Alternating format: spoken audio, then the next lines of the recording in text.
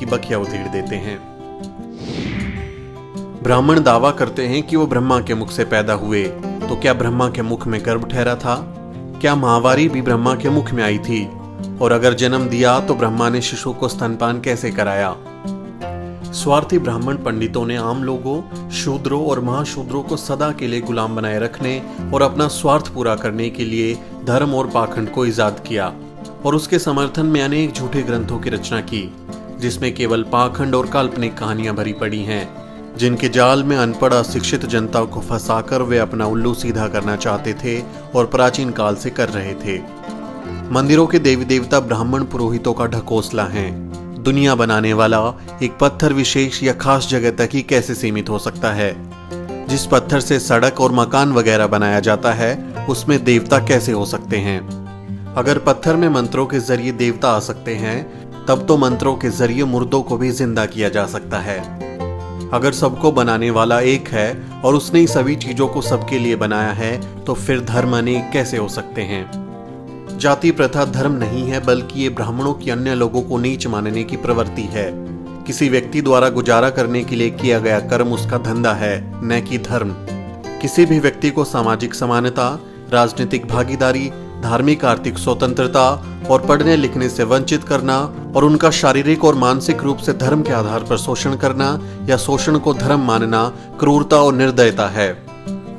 धर्म वो है जो समाज के हित में हो, समाज के कल्याण के लिए हो। जो धर्म समाज के हित में नहीं, वो धर्म नहीं है।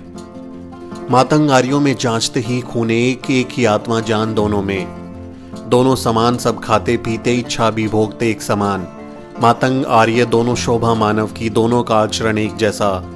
पूछता हूं सब हुए कैसे नीच, आर्य क्यों उच्च? सभी व्यक्ति चाहे वो स्त्री हो या पुरुष, जन्म से समान होते हैं, इसलिए उनके साथ किसी प्रकार का भेदभाव का व्यवहार मानवता और नैतिकता के खिलाफ है। समाज के विकास के लिए जरूरी है कि समाज का संगठन ऐसा हो कि उसके सभी सदस्यों को स्वतंत्रता और समानता के अधिकार मिले और उनके बीच भाईचारा हो। स्वतंत्रता और अवसर की समानता हर मनुष्य की बुनियादी आवश्यकता है। स्वतंत्रता के अभाव में किसी भी मनुष्य के व्यक्तित्व का संपूर्ण विकास नहीं हो सकता। मानवता सर्वश्रेष्ठ है।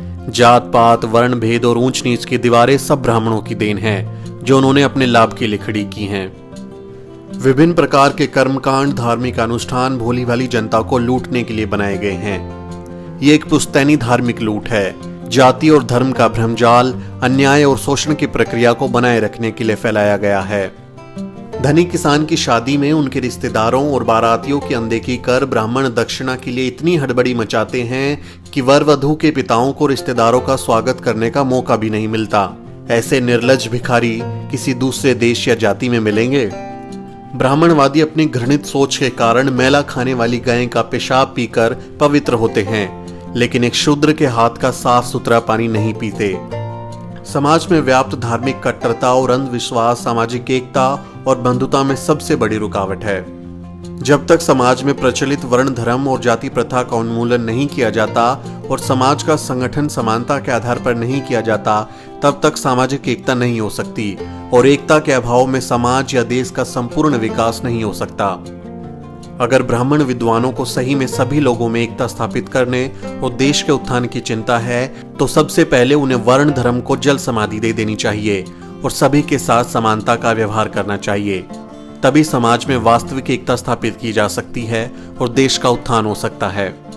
विद्या बिना गई मति, मति बिन गई गति, गति बिन गई नीति, नीति बन गया वित्त, वित्त बिन चरमराए शूद्र, एक अविद्या ने किए कितने अनर्थ। राष्ट्रपिता ज्योतिबा फुले और क्रांति ज्योति माता सावित्रीबाई फुले के ये विचार बहुजन समाज को हमेशा प्रेरणा देते रहेंगे।